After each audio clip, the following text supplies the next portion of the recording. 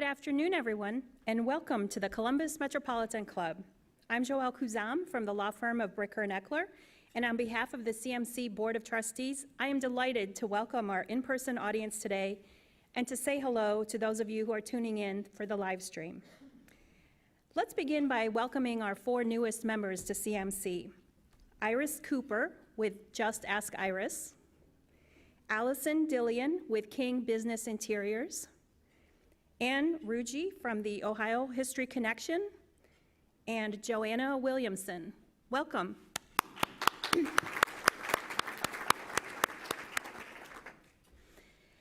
Conversation moves us forward, and members power our conversation. We'd like to invite you to join CMC.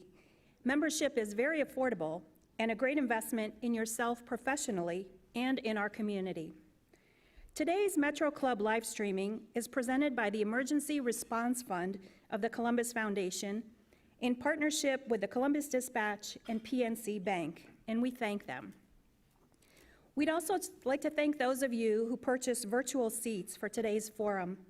We are grateful for your support. You can learn more about CMC, register for events, join or renew your membership, purchase a virtual seat, or make a donation anytime at columbusmetroclub.org. Columbus, like many cities, is struggling to redefine, reform, and improve policing. It's a process fraught with misconception and a long history of tension. Current discussion, or sometimes lack thereof, is charged with drama and alternate perceptions of what policing means. All sides have points to make before common ground is found between law enforcement, government, and the citizens of the community served by both. We hope today's conversation will help us move forward. To help us do that today, please help me welcome our panelists, President and CEO of the Columbus Urban League, Ms. Stephanie Hightower,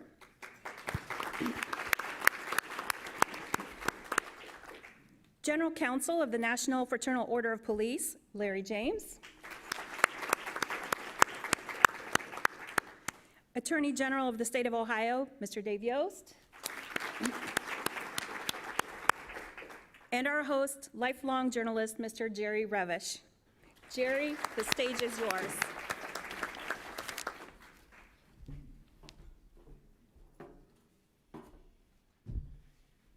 Thank you so much, Joelle. Lifelong, it feels lifelong in a very good way.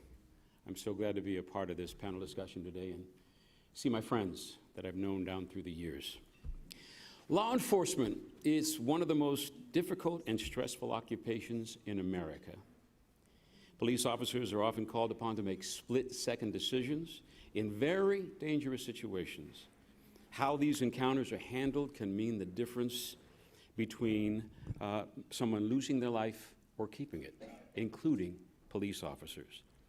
The issue is too complex for this limited time we have to explore it today, but hopefully our panelists will help us get to some of that common ground that Joelle spoke of. I'd like to start by asking about perceptions.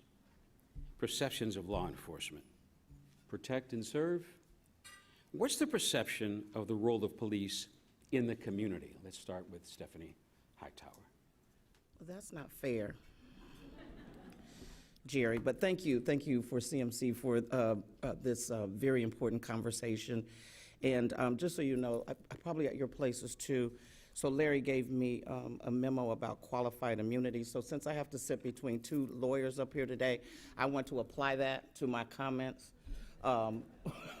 if I can, because I think it's important that I get some grace sitting between these 2 legal minds. Anyway, perception.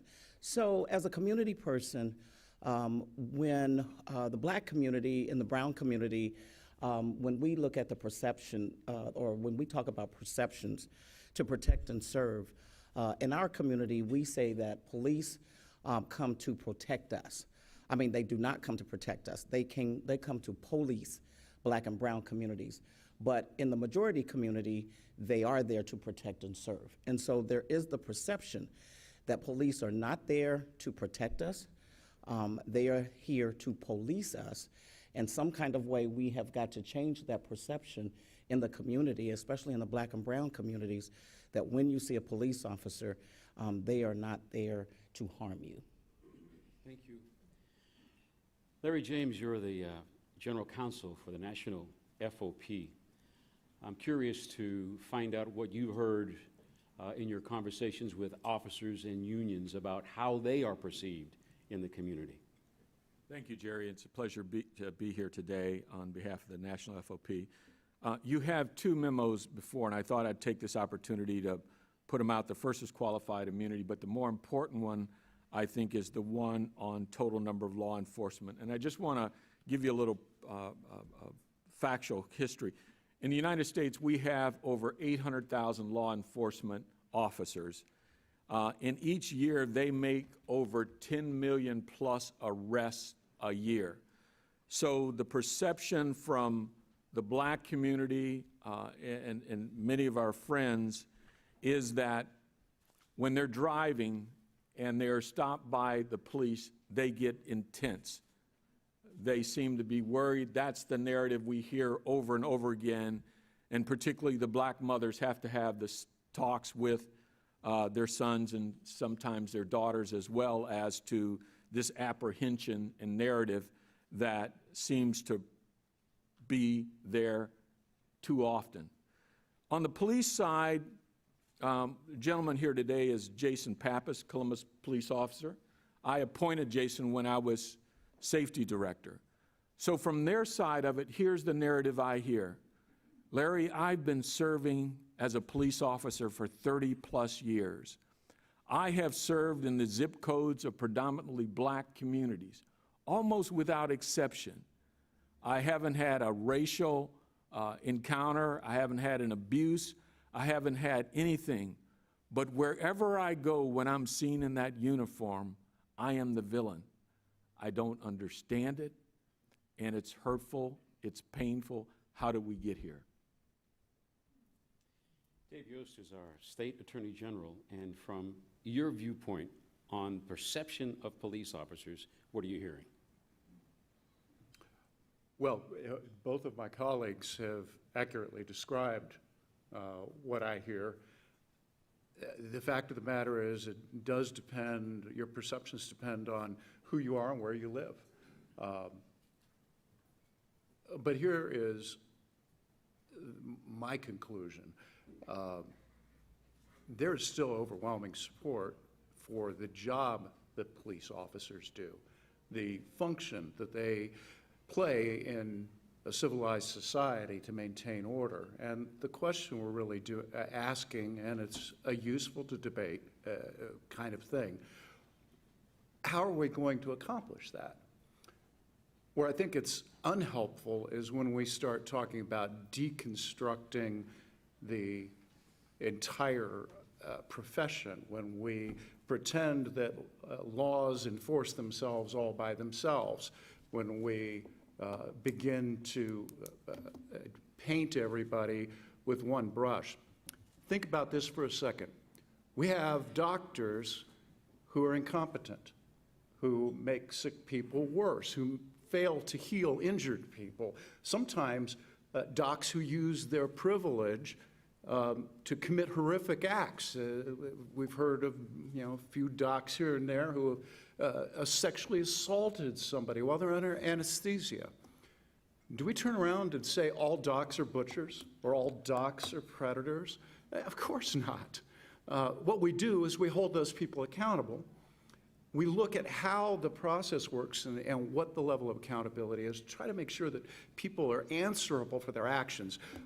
But the wholesale condemnation in some quarters of our society of law enforcement is deconstructing our society, and we need to draw back and have the conversation about how are we going to have law enforcement rather than the character and nature of the people that are doing that necessary public function for us. I think you'd all three agree, maybe you don't, let me know, that there needs to be some reform. Police work needs reform. Stephanie, what would that look like for you? What would reforming police work look like for you? First, thank you for that. I want to just comment on one of, Dave, your comments about maintaining order. And I think that's part of what that perception and that negative perception is. You just said it. They're here to maintain order. What that implies to me is that when you come into the black community, there's disorder. And it's not. Yes, there is, as we know now in this community, crime is happening from Main Street all the way out to Polaris. Shootings are occurring everywhere. So I think there, again, that perception about maintaining order, again, what I heard you say was that there is not order when you come into the black community, and I think that's what the perception is in the black community. I think what we're looking at, and when you look at the George Floyd Justice Act that we're trying to get passed in Washington, accountability is what reform needs to look like. And Dave, you did mention about holding police accountable, but when you have right now a union contract that has a stranglehold on our community, it's really hard to really hold people accountable. You know, I don't understand how we have a police officer, Columbus police officer, who's still sitting in his seat after numerous complaints of racist behavior is going on, but the union was able to do whatever they do for him to maintain his job. This is someone who has intimidated black people, who uses the N-word, and then we ended up having to settle, City Council had to then settle with the black police officer who had been discriminated against for what, $400,000, but this man still sitting in his seat at Columbus Police Department as a sergeant. So that accountability piece, I think, is really important. And, you know, I think there should be a registry for those officers who have been involved in misconduct type behavior. We know in this country right now that, you know, you can be a Columbus police officer and then something happens, you get fired, and then you can go right out here to Dublin, or you can go out here to Delaware County, and it's like your record has been expunged and like nothing has ever happened. So I think those are two things that, you know, we have to take a look at when we're talking about reform. I agree. We have, Dave, we have a lot of wonderful police officers, or Larry, what you just described. I am not painting them with a broad brush. But when you see what happened in Tulsa, and I'm sure many of you watched what happened, and not one person, number one, the police officers ended up being a part of the rioting that went on. The police officers were part of that, giving guns to those community members. And then you walk away and there was nobody who was held accountable for those 300 lives and basically the dissemination of a black wealthy community in Oklahoma. So when black people see all of these things happening and there's no accountability, then that's why the perception is what it is today around policing.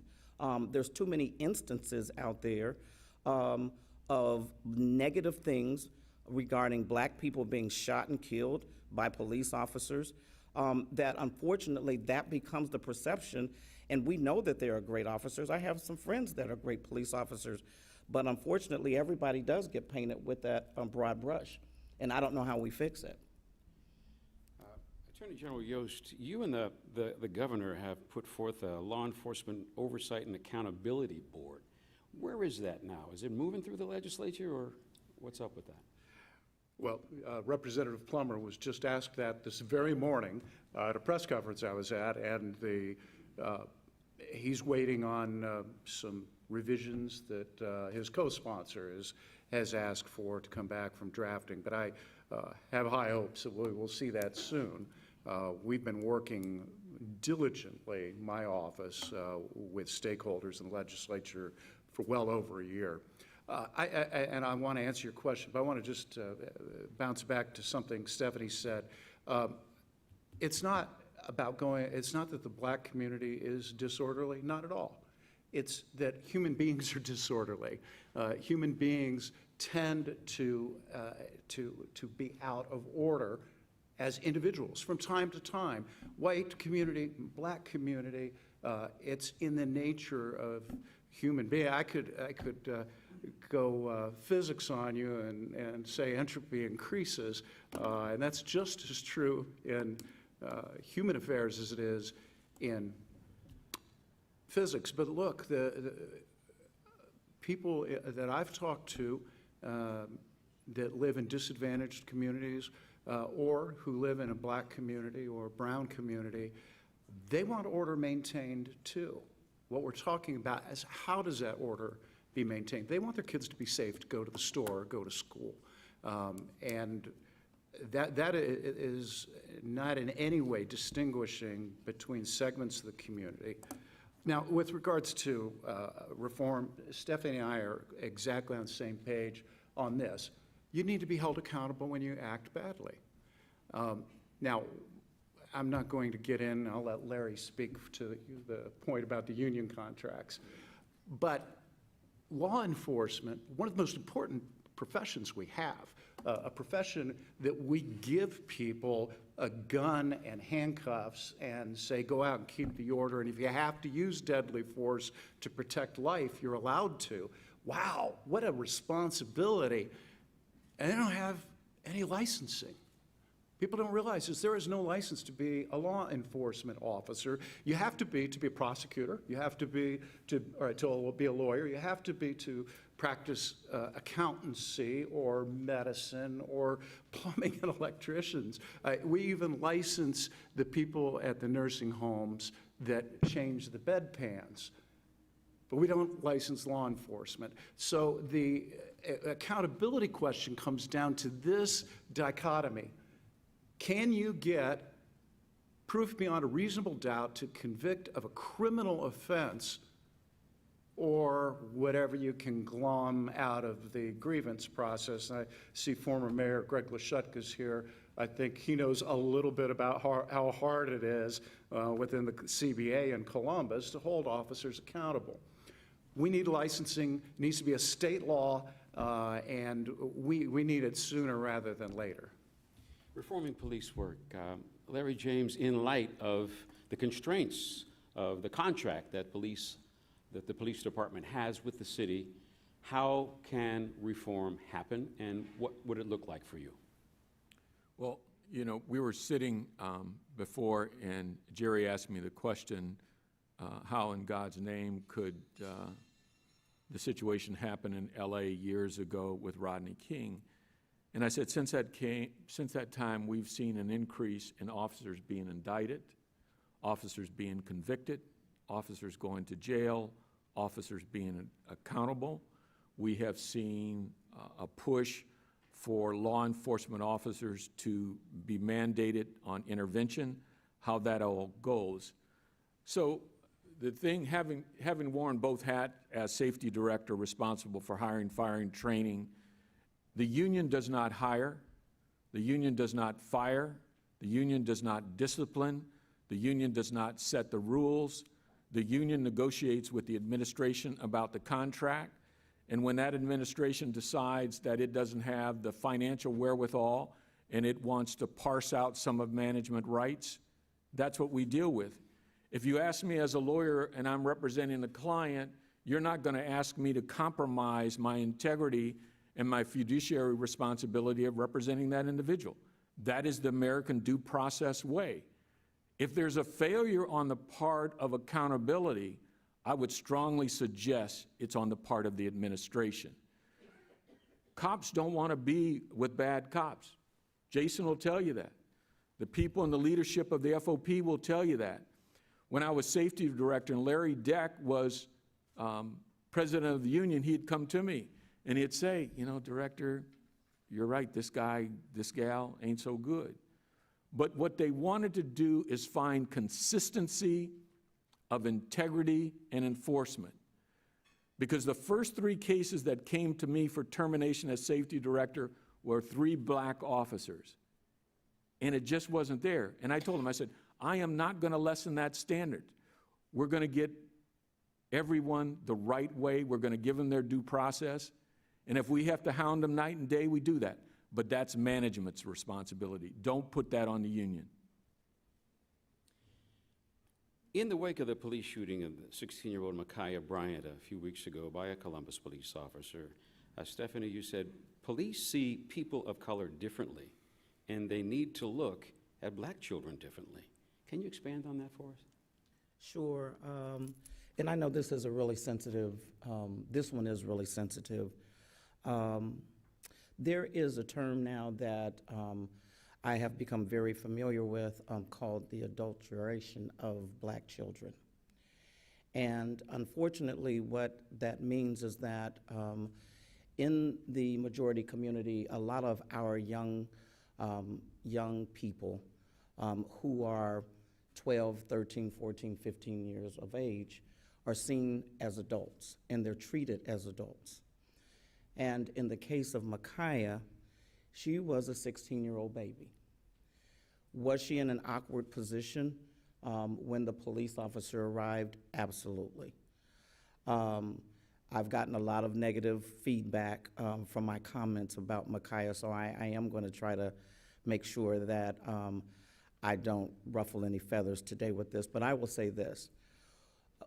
When the police officer rolled up, you're absolutely right, he did not ask how old was she, right? He saw in his mind a woman standing there about to attack another woman. But I think the other part of this is I continue to hear in the media, and I did send out a release to the media. Yet just yesterday, the reporter was talking about Micaiah was about to lunge at another woman. She wasn't a woman, she was a child. And I think that's part of what happens when police officers come into the black community, even with our black boys. They are seen as adults in their mind, in their thinking. These are not adults, these are children, these are babies. In some kind of way, through this process, Dave, that we were talking about when we're retraining, we have to start looking at our community, the black community differently. I think that the majority community, they don't look at our children as children, and that's been shown over time. Our children have been traumatized in the black community for years. When they see a black man being murdered, George Floyd on TV, this is trauma. And no one wants to talk about that trauma with black children, because then what it does, it then manifests itself into other things. And so we have to stop adulterating our black girls and boys. We need to look at them as children in every single way. I don't care if they're 5 or they're 15. And I do believe that based upon the situations, when you look in the black neighborhoods and white neighborhoods, I still beg the question, if that situation had been in a white neighborhood, would the response have been the same for a 16-year-old white female as opposed to a 16-year-old black female? I just asked the question, and I just need all of us, as we talk about these things, we have to be willing to have honest conversation about how perceptions matter, and that there are so many misperceptions about our black children in the white communities. And you see that every day, the way they're treated in schools. So we have to start having those kind of conversations that are going to be helpful to get rid of the misperceptions about black children and what happened to Micaiah. Jerry, I want to follow up. One of the things I think we can do, because when you look at the statistics, over 10 million arrests a year and where they manifest itself and whether there's a police shooting, if we were to audit all those situations that we think something went wrong, and we took those back into the academy, or we statistically put those together and we ask ourselves, what should we have done differently? How can we improve the policing of these encounters? That's what we haven't done. And we, at least at the national level, have been trying to push that. We have our biennial meeting this year in August in Indianapolis. That is one of the things on the agenda. So what I've tried to do as GC, as you can see from this paper, as you look at it, is how do we look at those situations, quantify them, analyze them, and determine how we can improve, whether that's the training. And I'll give you one situation. We have a case pending that went before the Supreme Court, and I just digress a bit, but you had a federal task force with a local jurisdiction, and they were looking for a 26-year-old white male. They ended up running into a 21-year-old white male. They went to arrest him. They start to frisk him. They take his wallet. He turns around. He fights. And it goes worse from there. Now, they didn't identify themselves as police officers, undercover. So I think we can take all these situations and we can quantify them and we can say, officer, there's a better way to do it. I don't know if the Stephanie situation, she went over, you know, what we do in that situation because it's an awful tragedy. But I think we have to look at, evaluate, and improve on those. So, Attorney General Yost, what help could your office provide in bringing more clarity, more understanding to these perceptions of bias by the police? Well, that's a fair question, and we're working through that, and it's actually a large raft of questions underneath that general question. But I think I want to just briefly point out how dangerous it is for any of us to impute motives. Now, this has become very hip in our political culture. We all know what everybody else thinks and why they think it and what's really going on in their heart, at least if you read Twitter. But the fact of the matter is, very rarely do we know what other people are thinking, and groups of people are still individuals. They think different things for different reasons. They bring their own lived experiences to it. So I think that it's I think we need to be very cautious about saying how the community views police. And I think we have to be very careful about imputing motives to individual police officers.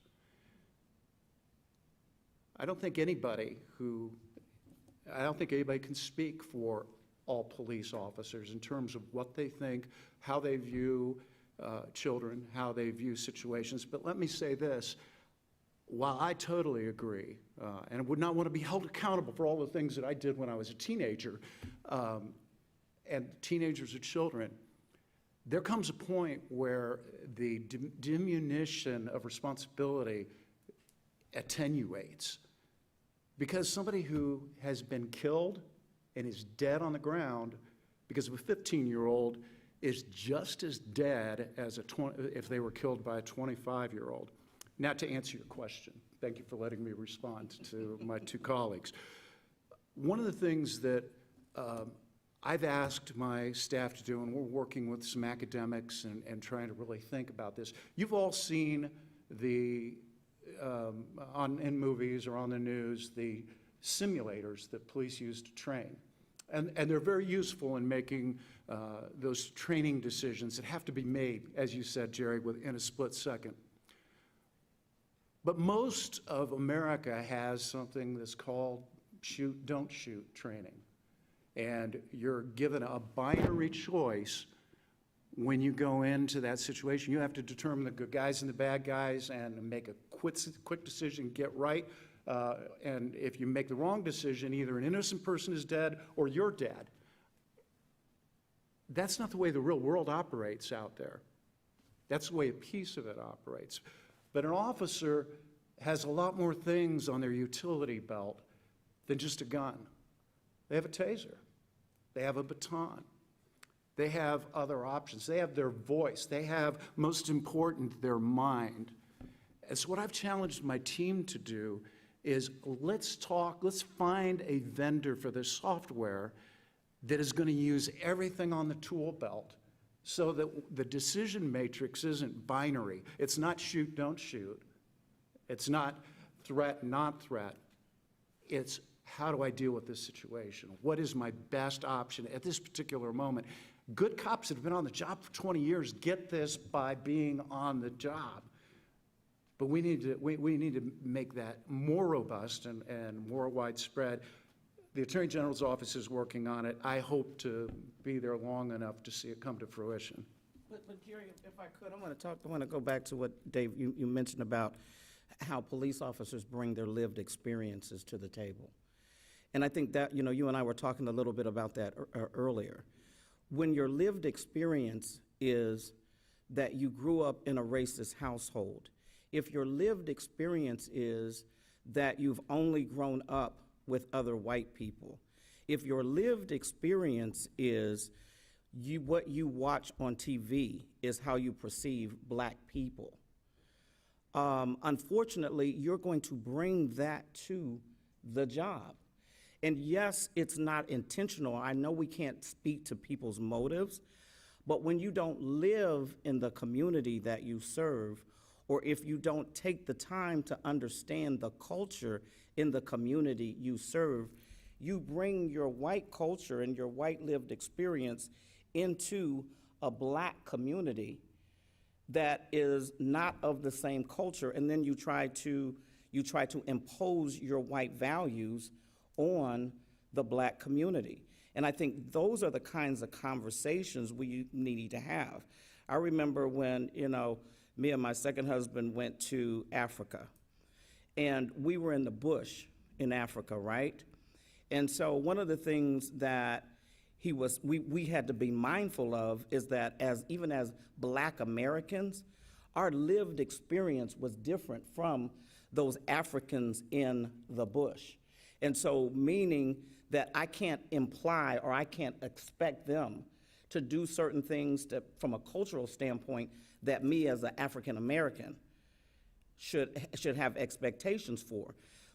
Too much in this community, in this country, you're bringing your values into our community and expecting those to fly, and that's not how the real world works.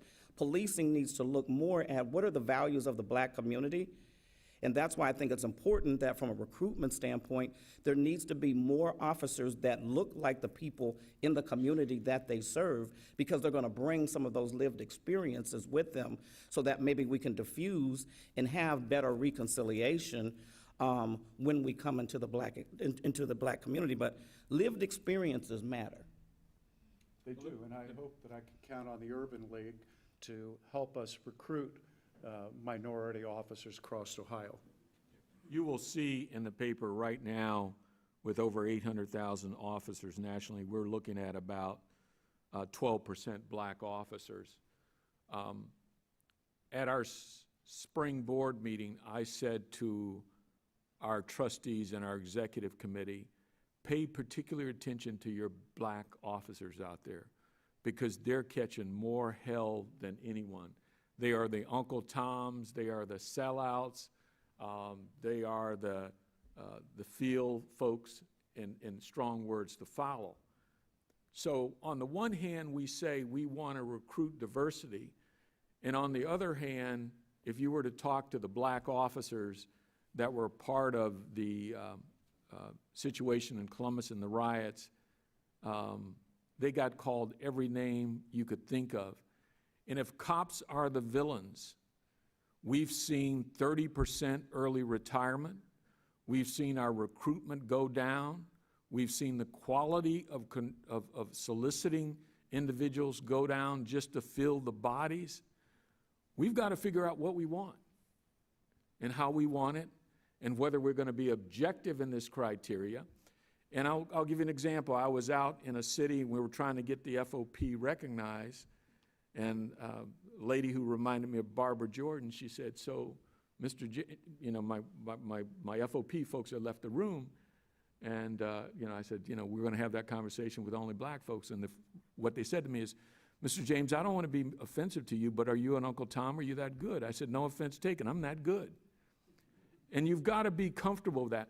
What I see in the public arena that someone's going to get offended because someone did a no confidence vote, or they took out a billboard, or they called you a name, seriously?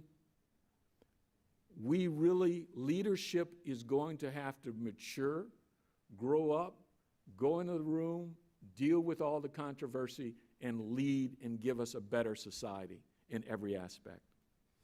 We're going to be moving to questions from our in-person and live stream audience in a few moments, but I'd like to ask one final question of all three of you. Columbus has a new police chief. The announcement is going to come today. 48-year-old Elaine Bryant, the assistant Detroit police chief. Historic, first chief chosen from outside the division, and first black woman to hold the job. What would be one piece of advice you would give this incoming police chief to improve the Columbus Police Department? Stephanie? Well, I would love to have the conversation with her about joining me to talk about reconciliation in our community around policing. At the Columbus Urban League, we've been talking about the 3 R's for the last year, recovery, reform, and resiliency, and we've now added the last one, which is reconciliation. And we've got to have conversations in our community. We have to have real talk, and I'm willing to help her in the Columbus Police really talk about and have those conversations about reconciliation, because I think that is where then we can start to begin to make a difference. Dave, you also asked the same question of you and maybe massage it a little bit, just to improve the perception, the way the police department is perceived in the city and how it goes about its job to improve that work. What would you tell her? The new police chief's #1 job for the next year is not controlling costs, coming up with new strategies, none of the things that you traditionally think of as police work. You've got great trained people that know how to do all that stuff. The new chief of police needs to build trust. And it needs to build more than just trust with the community. There's a breakdown in some parts of our community between the people that are served and those who serve. But in addition, there is a breakdown of trust between management and the rank and file officers. And I talk with them regularly. And that has to be rebuilt. They have to believe that they've got a chief who has their back and understands their job. And the new chief has to build trust with City Hall. Because right now, that relationship is not going to thrive. And without the trust of City Hall, without the trust of the troops, without the trust of the community, Superman, Jesus Christ, Wonder Woman, all of them would fail. Trust building, and it's just like any other relationship, Jerry, it takes repeated efforts in the same direction in order to get there. Larry, you get the last word. I would advise her or recommend that she takes her iPad and she goes to every corner of this community. She has her executive staff to accompany her. I would take copious notes. I would get to know those leaderships in those communities, learning the problems. As Attorney General Yost said, I think the same thing you have to do with your rank and file. Buck Reinhardt, who was a mayor who I served under when I came in as safety director, he said, take your notebook and pad, go out to each of the substations, meet with them on each one of their shifts, go to the community, meet with each one of them. Then I want you to meet with each CEO and or business leaders in your first 90 days. And I want you to then compile it, and I want you to revisit that every so often just to show your accountability. I mean, I think that idea is learning on the job, and it's a hell of a job. And I think you're right, because one of the things that I could rely on when I was safety director, I really bypassed the chief, I bypassed the deputy chiefs, and I went to my command staff. And those guys and gals were the foots on the street, and they kept my butt out of trouble, and they told me what was going on. And I had their back.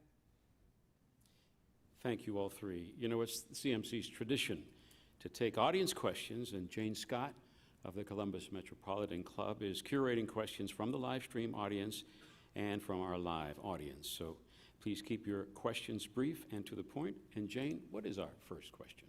I'm chuckling because some of these questions are taking up the whole screen. I will ask questions from those that have been submitted and those that we've gone online, but everyone in the room, please feel free to line up behind me and we'll trade off every other one. So I'm going to start, it's kind of a continuation of what you all have been talking about. This is from Elizabeth King from the League of Women Voters. Can police unions be brought in as partners to bring change to policing structure and mentality? And how can we accomplish this? Absolutely. I think they are a partner. Look, as I said, Jason Pappas sits here 30-plus years. They're going to be here when the elected officials are gone.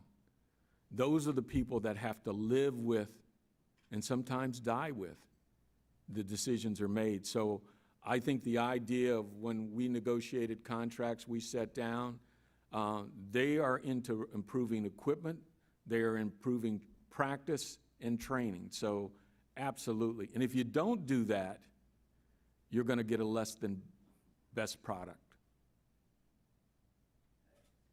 Thank you. State your name and your question. Mimi Dane, should the reading of the new Jim Crow be a mandatory part of police training in an effort to reduce the militarization of the police? You know, Mimi, I would say, you know, there are a lot of readings. There are a lot of great books that I think and trainings that need to be incorporated in seminars into police training around cultural sensitivity. I will say I believe that what is being used right now, like those kinds of publications, we talked about My Grandmother's Hands, there are books that would help, I think, our police officers better understand, but I'm not sure that those are the kinds of trainings that are being given to our police officers to help them to be better at it. I think those simulations, when I look at some of them, are a joke, because in the real world, the way people people respond to police officers is not how those simulations are put together. And I think there has to be a different kind of training that is real world training to help our police officers. Thanks. There are a couple questions that are along this same theme. Steve Swift, how many complaints are filed by officers on other fellow officers in the CPD on an annual basis, and how are cops holding each other accountable? Who wants to tackle that first? Could you repeat the question, Jane? How many complaints are filed by officers on other fellow officers in the CPD on an annual basis? And correlate that to another person, how are cops holding each other accountable? I'm not sure. This panel does not have that information, but I can give you one example. As safety director, we had one officer who would use mace as regular as saying hello. And I remember calling the command staff in and trying to understand that. And they said that was not a definition as a use of force. And so we classified it as a use of force. I think most police departments are trying to revisit those issues and what triggers an officer to go back into in-service training, whether he or she has had too many encounters or too many complaints, or it's just time. I think one of the things that is sadly missed is to have those officers go into repeated in-service training on a regular basis. If you're out there and dealing with all the stuff officers deal with, the emotional toll it takes, it needs help. Carol Looper, another veteran journalist here in our city. Well, lifelong reporter is a good thing to be called, Jerry. There is a word that none of you have used that has been coming up in the news a lot, and that's defund the police departments. There are a lot of different takes on that.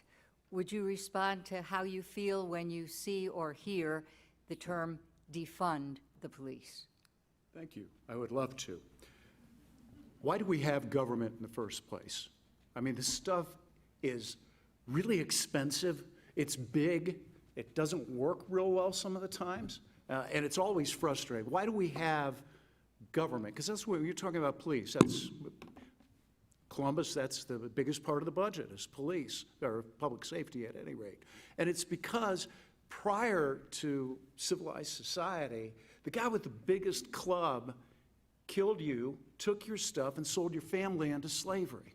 And we all got together and realized that if we collectively provide for public order and public safety, that we could begin to thrive. We would have a future to build for. We would have a hope of having property that we could hold on to and give it to our children, that we could live free and unafraid.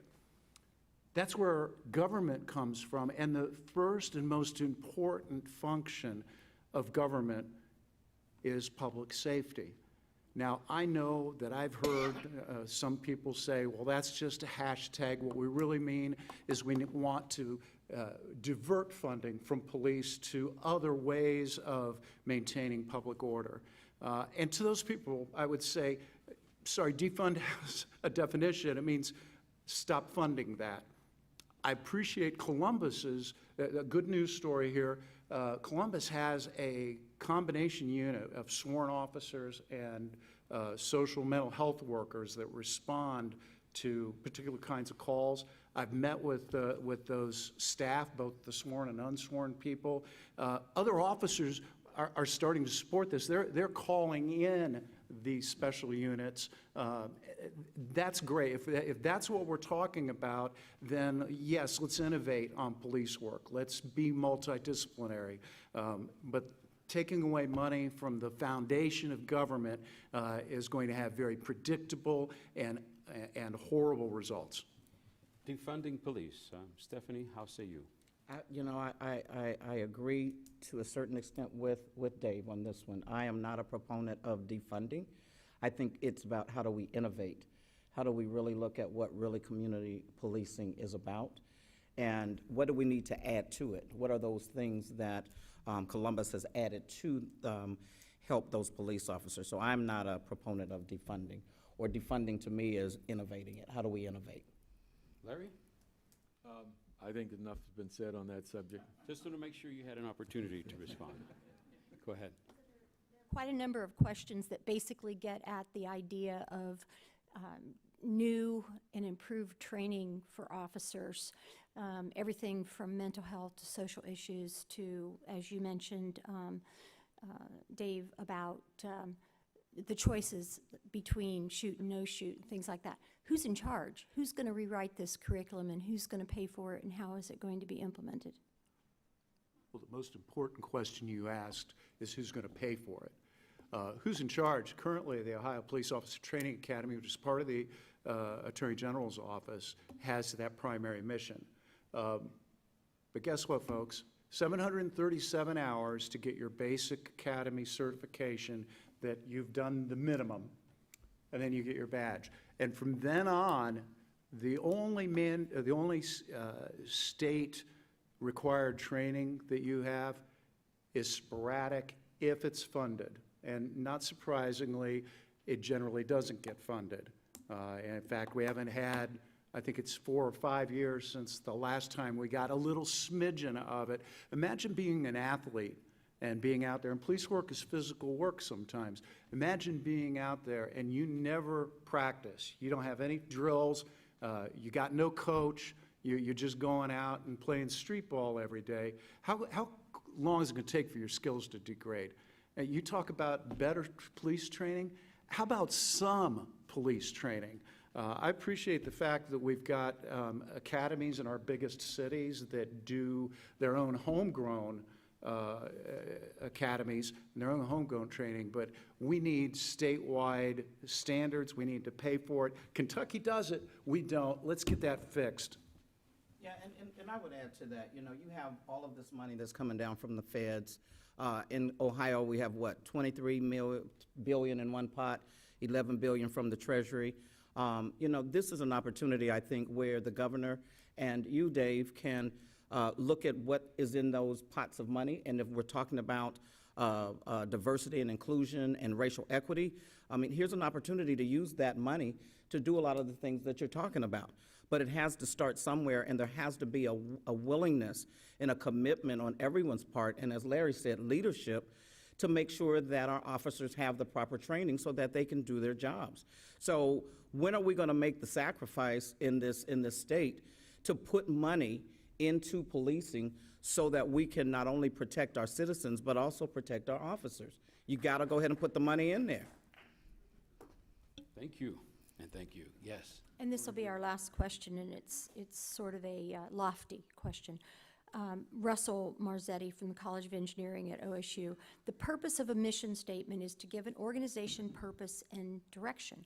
The Columbus Division of Police currently posts a mission statement that does not clearly articulate how it serves the community. Given the chance to reimagine the mission statement, what might be some of the core elements of that mission? I think I would want to take time to really look at it, look at where the organization is, where it's headed, its needs, its deficiencies. I would want to get input from the community. I think we're at a crossroads now that we really can kind of start over. But this point about training, I will tell you, in addition to the recommendation of the audit, and that would be the audit of the budget and how much of that budget goes to training, because that is the first thing to go and the last thing to come. But, you know, mission statements, I think that's, you know, that would be a good challenge for the new chief. Well, we thank you all for a lively conversation. We just ran out of time. We could go on and on. It's a very important topic, one I'm sure that the CMC will be revisiting as we go ahead. So we thank God for Stephanie Hightower, Larry James, Dave Yost. The preacher came out of me right there. I do pastor a church. So thank you very much. We're back in the hands of Joel.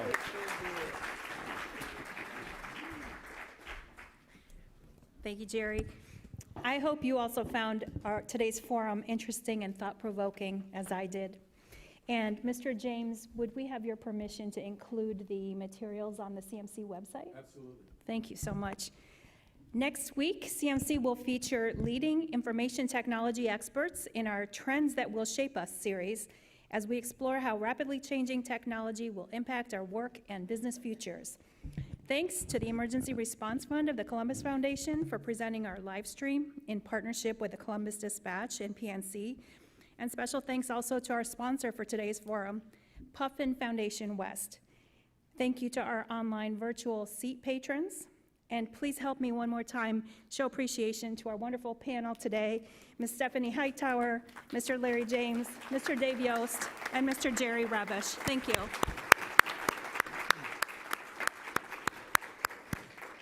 We couldn't do this without all of you. We look forward to seeing you again next Wednesday. Thank you.